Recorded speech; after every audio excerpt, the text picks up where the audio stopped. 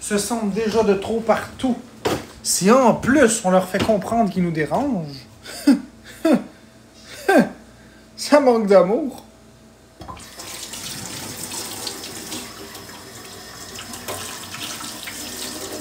Puis ceux qui disent « Occupe-toi de Florence comme ça », je le fais déjà. Sauf que quand je le fais, je me fais dire que je suis contrôlant. Que je suis un violent conjugal. Mais que je sache, nommez-moi une seule personne en détresse sur TikTok que j'ai pas réussi à ramener. Quand j'y étais, nommez-en une. Je les ramène toutes. Toutes. Puis en pas grand temps à part ça.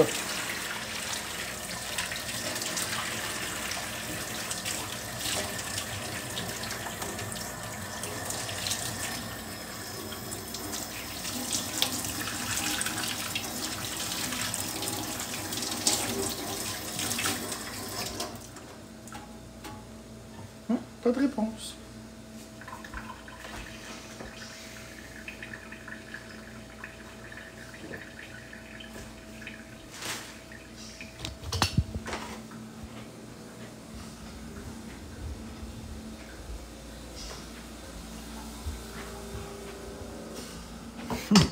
Tu vas être fatigué demain, Jenny. D'ailleurs, moi aussi, je vais être fatigué parce qu'on est très loin de l'heure à laquelle je me couche habituellement.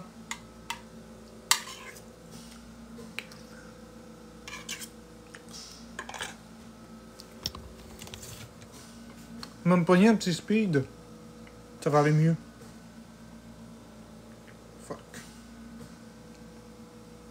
Je viens-tu d'admettre ça en live, moi?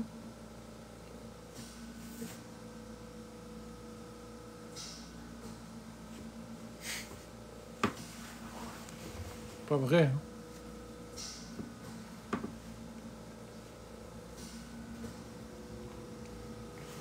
Depuis le temps que Fraise, elle me suit, elle sait que c'est de l'ironie.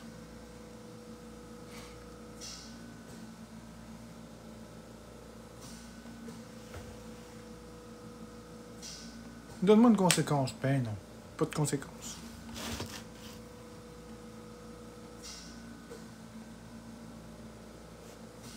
Ok.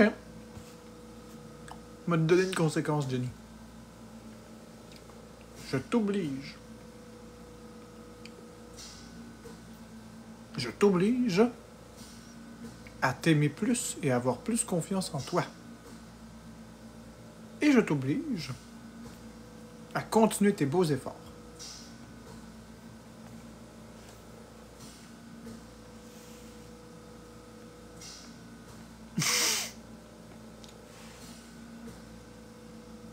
Une belle punition, ça. Vinquin, toi qui as peur au gruau au speed juste parce que l'emballage est modifié, ouais. Oh, c'est un raboué.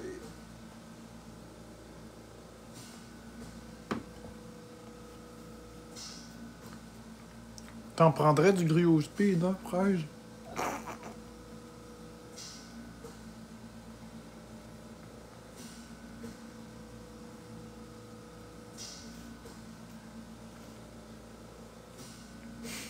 Du gruau au speed.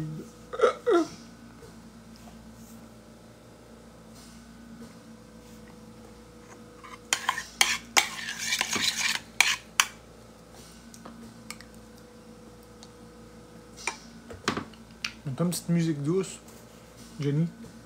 Ferme ça, TikTok. Va sur YouTube. Mets-toi une petite musique douce.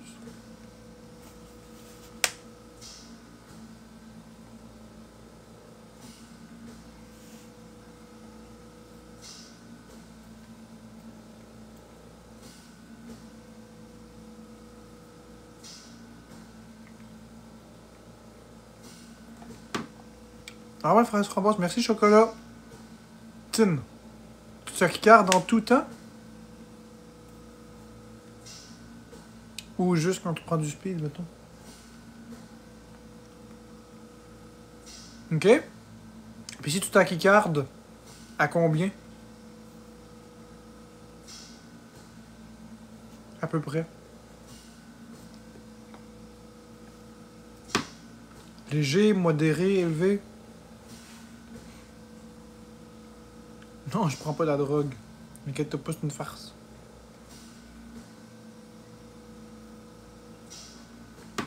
Je suis contre la drogue. 120 au repos.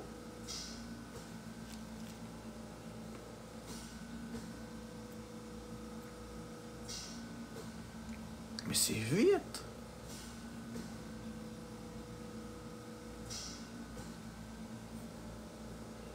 Ça épuise le cœur, ça, 120. Mon Dieu.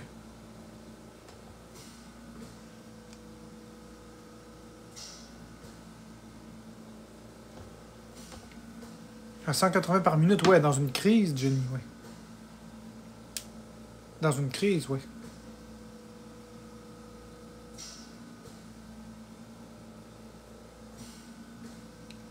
Mais t'as-tu toujours été comme ça, Fraise? Eh ben, Jenny. C'est ça, c'est peut-être pour ça que t'arrives pas à dormir. Mets-toi un petit quelque chose de relaxant.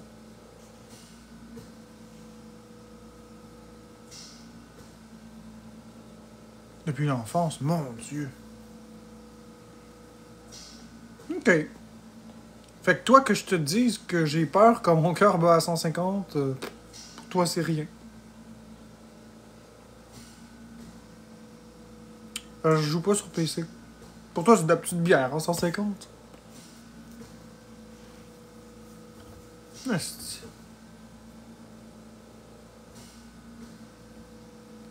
150, je suis en PLS, moi, là. Je suis comme au bout de ma vie. Oh, mon Dieu. Je pète des crises de panique quand je suis à 150. Même quand je tombe à 110, 115, je commence à paniquer. Ben, Fraise, faut que tu me comprennes. Mon battement de cœur, habituellement, il est à 40. Bonne nuit, Jenny.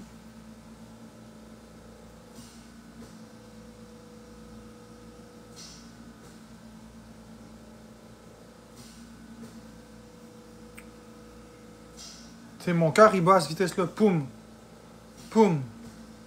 Poum. Poum. Puis quand il bat à 120, maintenant, c'est poum, poum, poum, poum, poum, poum. C'est beaucoup trop vite. C'est 3 battements par seconde, ça, quasiment. Non, c'est pas vrai. 3 battements par seconde, c'est 180. À 40, c'est bas. Mais c'est mes battements cardiaques normaux.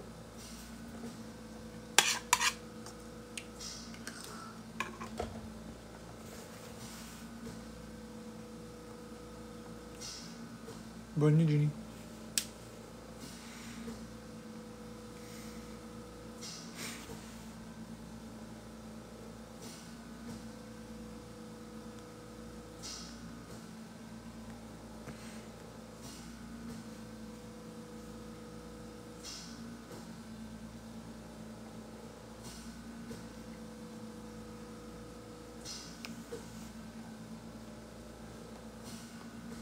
Avec des bêta-bloquants, ça ralentit pas ton cœur.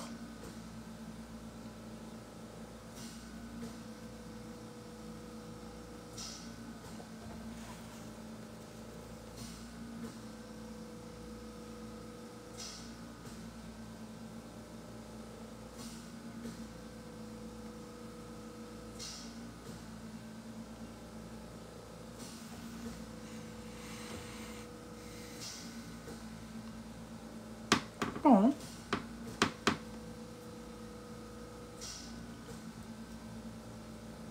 Merci, Cucu Plume. Je pense m'en fermer le live dans 1 minute.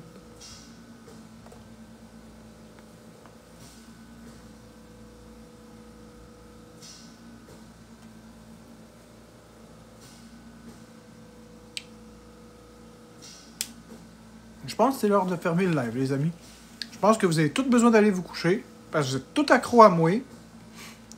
Ouais, je comprends, Cucu Plume. Vous êtes tout accro à moi. Vous êtes 500 personnes. Ah ouais, Niniclou, qu'est-ce que t'apprends? Vous êtes 535 personnes à 1h30 du matin. Fucking tabarnak. Vous êtes des fous. Vous êtes accro ben raide. Qu'est-ce que t'as appris, Niniclou? Non, je vais aller me coucher. Je vais devenir fou si je dors pas. J'apprends à pas argumenter lorsque mais...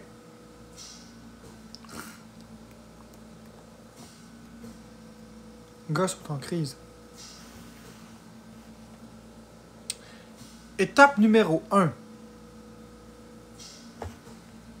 Écoute bien, Niniclou.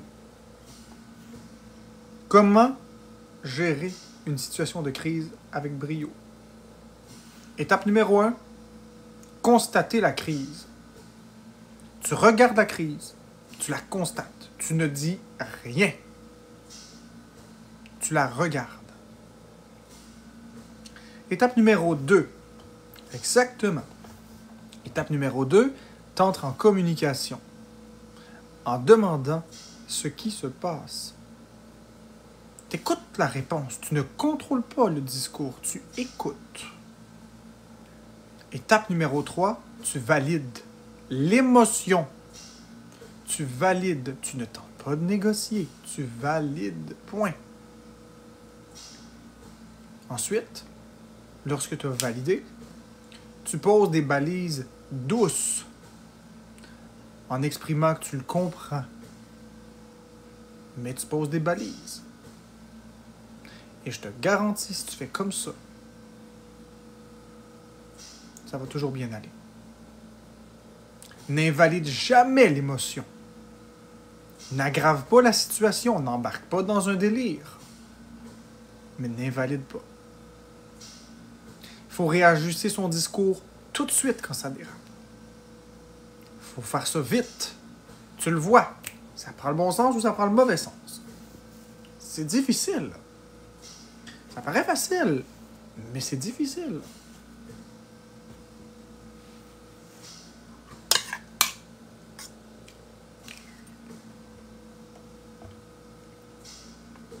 On s'en fout que t'aies raison, les Niniclous. Dans la tête d'une personne là, qui est en crise, c'est elle qui a raison. Pas toi. C'est elle. Un paranoïaque. OK? Je vais te le dire comme ça. Niniclou, tu paranoïes, tu penses que le FBI t'écoute. Tu penses que le téléphone, le FBI est là. Puis moi, j'arrive, je te dis, ben non, il n'y a pas le FBI. Là, tu me dis, oui, il y a le FBI. Puis là, je te dis, t'arrêtes-tu, tabarnak, il n'y a pas le FBI. Pas vrai, là, tabarnak. Tabarnak. Là, tu vas arrêter ça, cette comédie-là. Tu vas te sentir comment? Mais si je te dis, t'as bien raison, le FBI t'écoute. Tu vas aggraver la situation. Qu'est-ce que tu dis à une personne paranoïaque qui est convaincue que le FBI l'écoute? Tu ne focuses pas sur ça. T'écoutes la crise. T'écoutes la paranoïa. Tu constates. Ensuite, tu fais juste poser des questions simples. Mais t'amènes la personne à se poser des questions et à répondre. Tu ne négocies pas avec. Tu ne lui dis pas que c'est faux. Tu ne lui dis pas que c'est vrai. Tu ne parles pas de perception. Si tu parles de perception, c'est comme si tu ne le prends pas au sérieux. En crise, le mot perception n'est jamais valide. Moi, je peux vous dire que lorsque je fais une crise de panique ou je pense que quelqu'un est contre moi, la dernière chose qu'il faut me dire, c'est « Marc-André, c'est tes perceptions. Ta gueule, mon esti chienne, des calices d'ici. » M'a tout de suite me virer de bord. Tu n'invalideras pas mes ressentis en disant que c'est une perception. Regarde, m'a trompé Florence avec une autre, là, puis quand elle va me regarder, je vais dire « Mais c'est ta perception. » C'est violent de dire à quelqu'un « C'est ta perception. » Non. Ce que tu vas faire, en revanche, c'est qu'avec une personne paranoïaque, tu vas lui demander, tout simplement, qu'est-ce que le FBI pourrait découvrir qui serait tant problématique? Tu vas amener la personne à répondre et à se poser des questions pour dédramatiser la situation. Tu vas demander combien ça coûterait de surveiller tous les citoyens. Tu pourrais aussi demander à la personne, est-ce qu'on peut regarder une vidéo de démontage de téléphone. Pour comprendre comment c'est fait un téléphone et qu'il n'y a pas de place pour ajouter un composant de plus. Est-ce que la personne pense sincèrement qu'elle est assez importante? Même le président des États-Unis a un téléphone sécurisé. Et de fil en aiguille, puis là je donne des mauvais exemples, là, mais de fil en aiguille, tu comprends le point. Tu vas poser des questions et t'ajuster en fonction. C'est ça qu'il faut que tu fasses. Il ne faut pas valider, il ne faut pas invalider. Il faut valider le ressenti de la personne et non pas l'histoire derrière. Ce qui est important, c'est de valider l'insécurité. Je comprends que tu as peur. Je comprends ton insécurité. Pas je sais que le FBI t'écoute ou c'est pas vrai ce que tu me racontes. Dans les deux cas, tu vas foutre la merde. Je comprends. Ce que tu me dis, c'est qu'en réalité, tu as peur que... C'est comme ça qu'il faut agir, Niniclou. Dans la paranoïa, comme dans n'importe quel trouble mental, c'est exactement comme ça qu'il faut faire. Encore plus lorsqu'il y a une perte de contact avec la réalité. Dans la paranoïa, comme dans la psychose, dans la schizophrénie, c'est une perte de contact avec la réalité. Quand la personne est en crise, elle n'est plus là. Ça sert à rien de raisonner. Tu gagneras pas. Fait que tu n'auras jamais raison. Fait que traduction, tu n'as jamais raison. Jamais. Tu ne peux pas avoir raison, c'est impossible. C'est lui qui a raison, pas toi. Fait qu'il faut pas que tu fasses ça. C'est la meilleure façon qu'il se vire contre toi et qu'il t'écoute plus. Ça marche pas, ça. Exactement, Niniclou. Mais si à la place, tu fais ce que je te dis, tu vas avoir tout le contrôle que tu vas regagner. Les crises vont durer beaucoup moins longtemps. Tu vas passer de des crises qui durent des heures à 5 minutes. 10 minutes. Et au final, c'est toi qui vas gagner parce que tu vas l'avoir écouté. Et en prime, les crises vont s'espacer. En plus, en bonus. Essaye-le, tu m'en reviendras avec ça.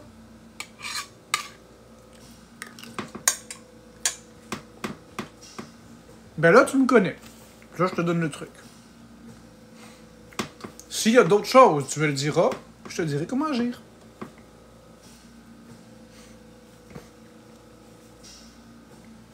Tu t'es jamais demandé, Niniclou, pourquoi tout le monde avec lequel j'entre en relation d'aide, il m'aime immédiatement comme ça?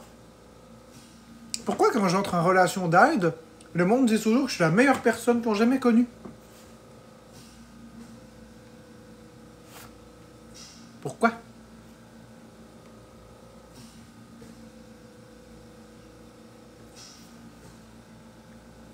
Ils ont tous le même discours.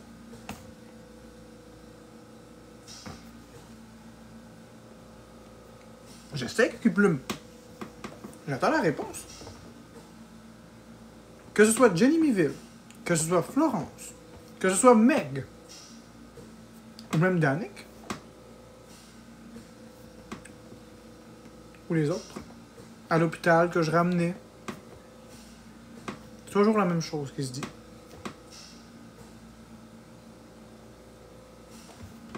Quand ton fils a un cancer à tous les jours, qui est convaincu que c'est vrai, je sais plus quoi faire.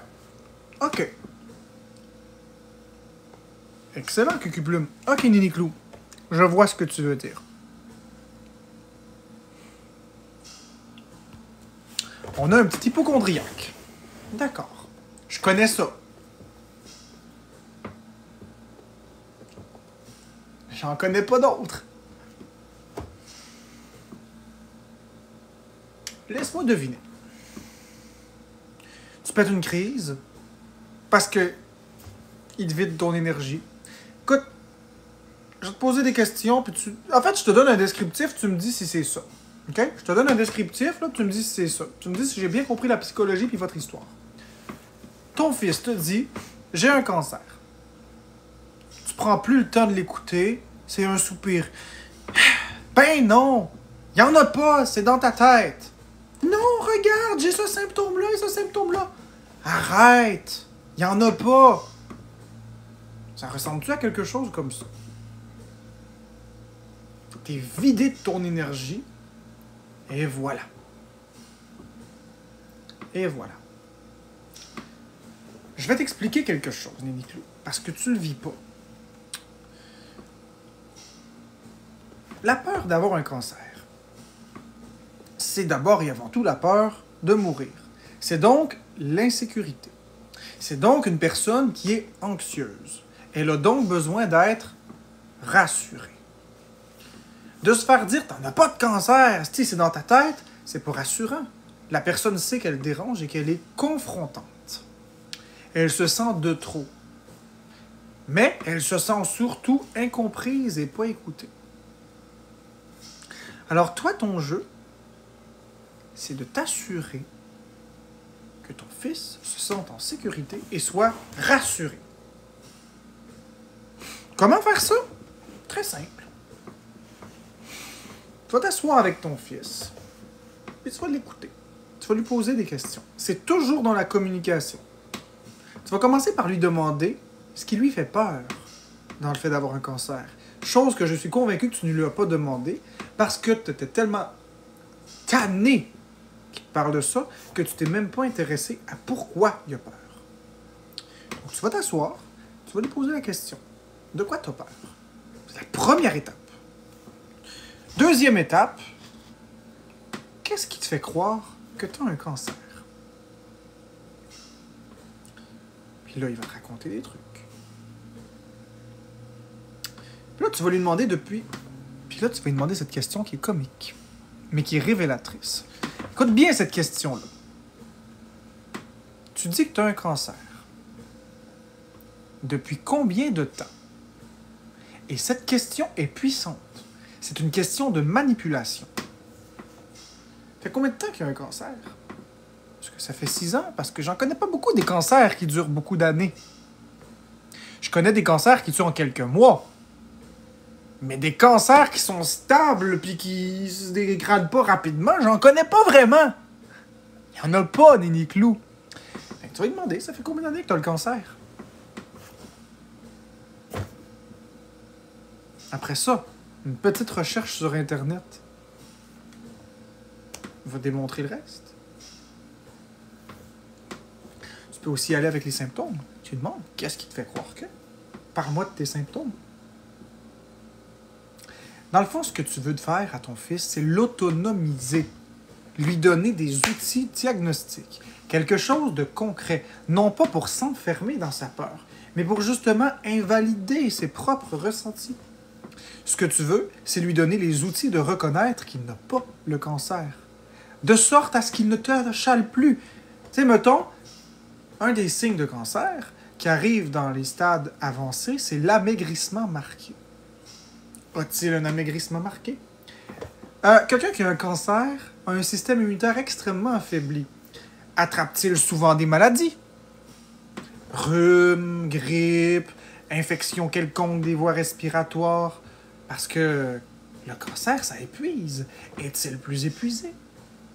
Attrape-t-il des infections? Maigrit-il à vue d'œil? A-t-il un malaise quelconque?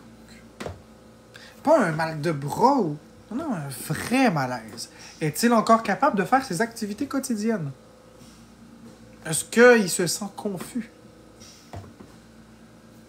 A-t-il un problème avec son goût?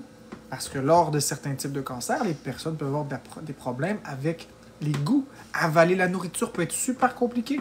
A-t-il des malaises? Les selles sont-elles normales? C'est ça que tu veux. Tu veux l'amener à penser par lui-même et à se rendre compte par lui-même que cette peur est ridicule. Ensuite, demande-lui quel âge il a. Un cancer, ça arrive à quel âge? Bien qu'il n'y ait pas d'âge pour un cancer. Les statistiques sont claires. C'est des maladies de personnes plus âgées. Très rares les enfants qui ont des cancers. Très rares. Sainte-Justine, c'est rempli. Oui. Mais Sainte-Justine, c'est tout petit par rapport au Québec, n'est-ce pas? C'est ça que tu dois faire, Néni Clou. C'est ça que tu dois faire. Tu dois lui poser des questions de manipulation. Des questions qui vont remettre en cause son propre raisonnement. Pour qu'il t'amène des réponses par lui-même. Ces réponses qu'il va donner vont invalider ses propres pensées. Et il va gagner de l'autonomie. Toi, tu vas avoir la calice de paix. Simple de même. Faut pas que tu le prennes de haut. Faut que tu le fasses sincèrement. Tu vas gagner. Puis il va gagner.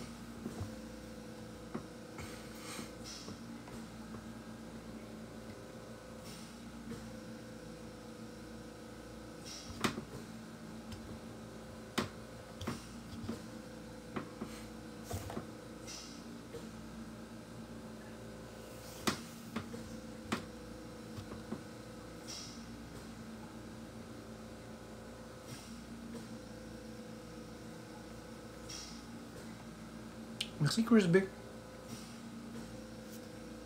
Je sais pas si t'es encore là, Nico. Bien sûr que tu vas pouvoir me parler après, pas de problème.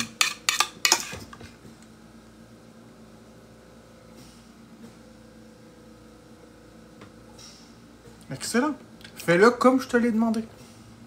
De la même façon que je t'ai demandé. Amène-le à se poser des questions.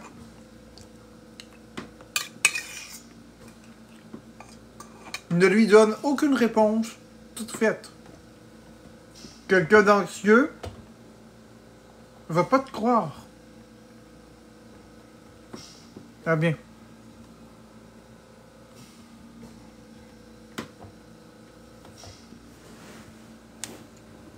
T'as la phobie de prendre un avion. La bonne solution, c'est quoi? Que je te prenne, je te calisse dans l'avion? Tu vas avoir une crise.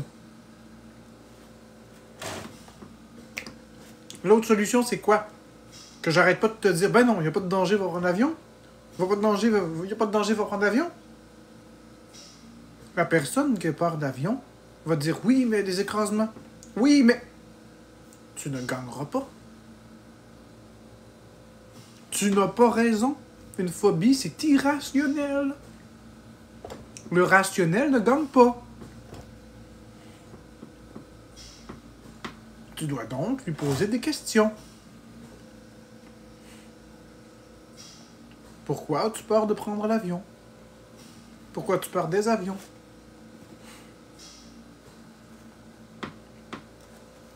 Combien d'avions s'écrasent?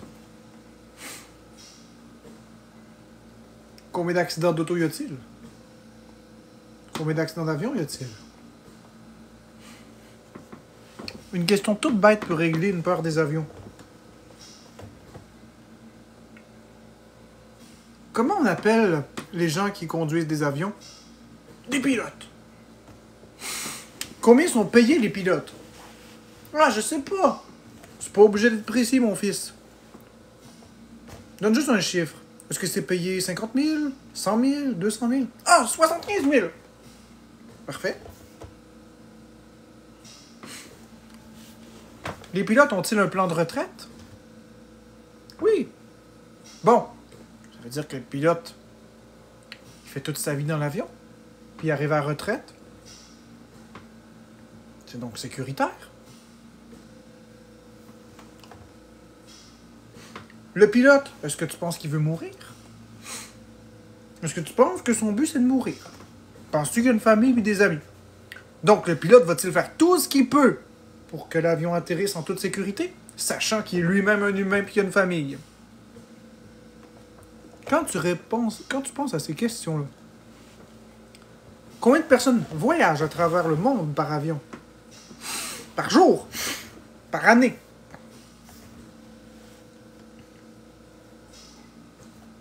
Poser ces questions-là, c'est amener une réponse. Une réponse qui invalide sa propre peur quand il va y répondre par lui-même.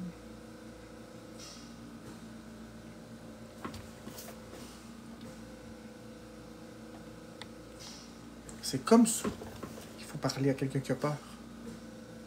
Il n'y a pas une peur de ridicule dans le monde. Il n'y en a aucune de ridicule. Ce qui est ridicule, c'est les gens qui réagissent aux personnes qui ont peur.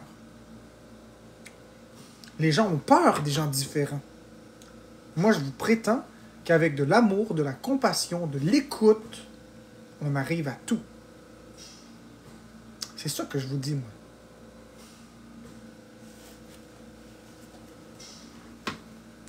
Il faut juste être sincère dans notre idée.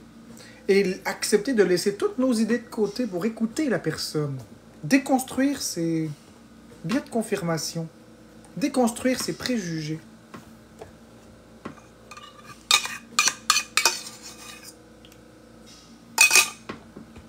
Entrer en relation d'aide, ce n'est pas s'aimer soi-même. C'est accepter de s'oublier pour aider l'autre personne avec sa vision. Mais Nini Clou, le pire, là, c'est que si je parle à tes gars, là, 20 minutes, puis c'est arrangé. 20 minutes. Pas une minute de plus. 20 minutes. Je te le dis. 20 minutes.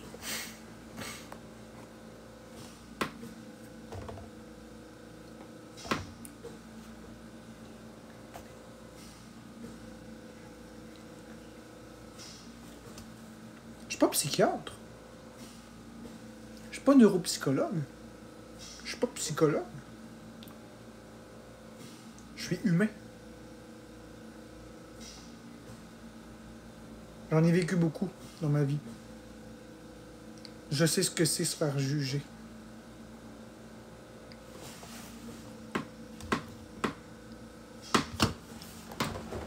Mais je sais que tu les adores, tes gars.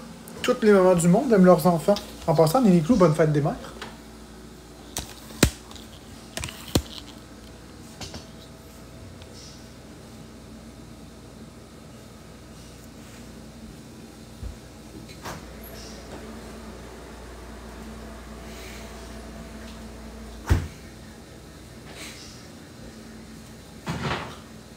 Aussi, Nini Clou, j'ai un autre conseil.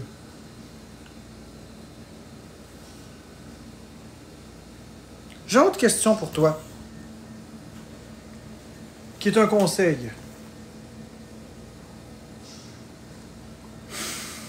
Est-ce que tu as essayé de te rabaisser face à tes gars? La question que je te pose est complètement stupide, tu vas me dire. Mais est-ce que tu as parlé de tes peurs à tes enfants? Est-ce que tu leur as expliqué que c'est normal d'avoir des peurs? Est-ce que tu leur as ouvert ta vulnérabilité et parlé de tes propres peurs à toi? Comme ça, ils se sentiraient moins seuls. Non pas pour leur inculquer une peur. Tu leur expliques pas la raison du pourquoi, du comment t'as peur. Mais t'exprimes ta peur. T'exprimes ta peur. Puis tu dis qu'est-ce que tu fais pour la relever. Que c'est pas une fatalité. Mais ouvrir ta vulnérabilité, ça pourrait te donner un lien de confiance et de proximité encore plus proche et plus marqué, plus solide, que de juste avoir l'air d'une germaine qui dit fais ça, fais ça, fais ça.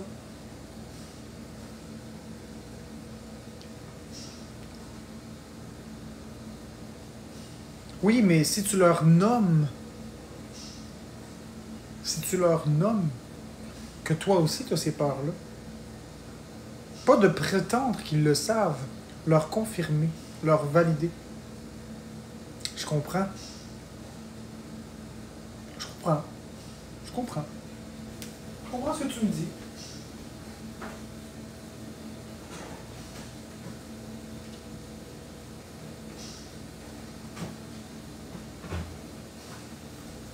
Fait que Nini Clou, ce que tu me dis, c'est que toi aussi, t'es hypocondriaque dans le fond.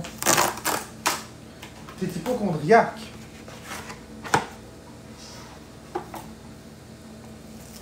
Ok, c'est ça. La pomme tombe pas loin de l'arbre.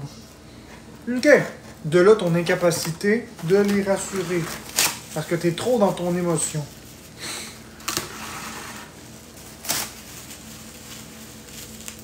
Ils ont sûrement dû voir des mécanismes de compensation. Vérifier le rythme cardiaque, regarder ci, regarder ça. Même si c'est moins pire. Les enfants reproduisent les schémas. Je ne dis pas que t'en es la cause, mais les enfants reproduisent les schémas.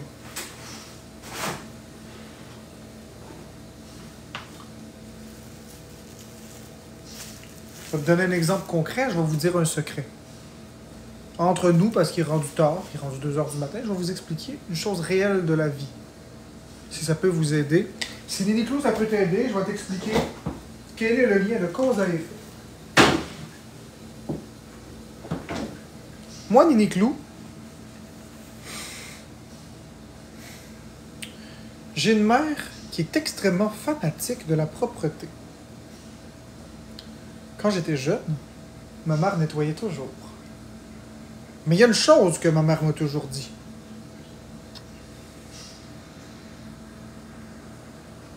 Quand j'avais 5 ans à peu près, et que je commençais à fouiller dans les armoires, ma mère m'a dit, les produits nettoyants, c'est poison. Pour me faire comprendre de ne pas en mettre dans ma bouche, elle m'a dit que quand il y avait le logo de la tête de mort, une goutte dans la bouche et c'est mortel. C'est pas beaucoup une goutte, là. Sais-tu qu'est-ce que ça l'a fait? Ma mère, elle voulait juste s'assurer que je ne le boive pas. Sais-tu qu'encore aujourd'hui, à 32 ans, j'ai des séquelles de ça? Sais-tu qu'aujourd'hui, à 32 ans, j'ai encore des séquelles de ça? C'est pour ça que je n'utilise pas de produits nettoyants. Parce qu'à chaque fois que j'utilise un produit nettoyant, il faut que je me mette la face comme ça pour être sûr de ne pas recevoir une goutte dans la bouche. Parce que si je reçois une goutte dans la bouche, mon cerveau va mémoriser que j'allais mourir. Une goutte dans la bouche, puis c'est fini. T'es mort. Pourtant, ma mère, elle n'a pas peur de ça. C'est ce qu'on appelle une peur induite. Mais lorsqu'une peur est induite, elle est amplifiée ensuite. Surtout s'il y a un schéma de comportement répétitif. Un père qui regarde toujours son rythme cardiaque, « Oh mon Dieu, mon cœur bat vite », ça l'enseigne à l'enfant que c'est dangereux. Puis un enfant, ça connaît rien du monde. Alors, il va grandir dans un schéma où quand le cœur va battre vite, c'est dangereux. C'est vrai ce que je dis, là. C'est tout de l'inconscient, mais c'est vrai. Ce que tu enseignes à un enfant, il va l'apprendre. Il va le reproduire et il va l'amplifier. Et ce que je vous raconte pour les produits toxiques, c'est vrai. Il n'y en a pas un calice qui va me faire rentrer un seul produit toxique chez moi. Pas un. Ça tombe bien. J'aime pas les odeurs chimiques de toute façon. Mais je vous parle de qu'est-ce que je vous parle.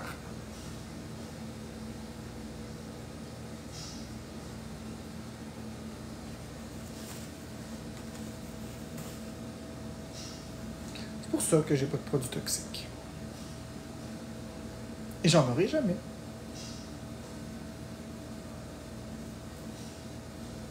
Puis si j'ai le malheur de laver avec un produit toxique pour une raison quelconque, ben mes mains, je les relave encore et encore.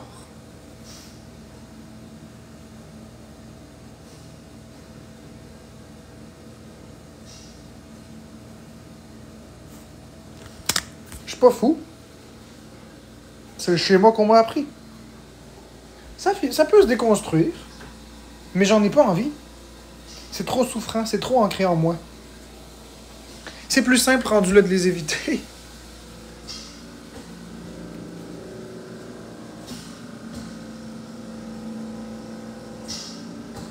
Mais bon. Là, je vais aller me coucher, parce qu'il est rendu 2h15, presque. Vous aussi, vous devriez aller vous coucher. Et on se revoit demain. Si Dieu le veut. Bonne nuit tout le monde.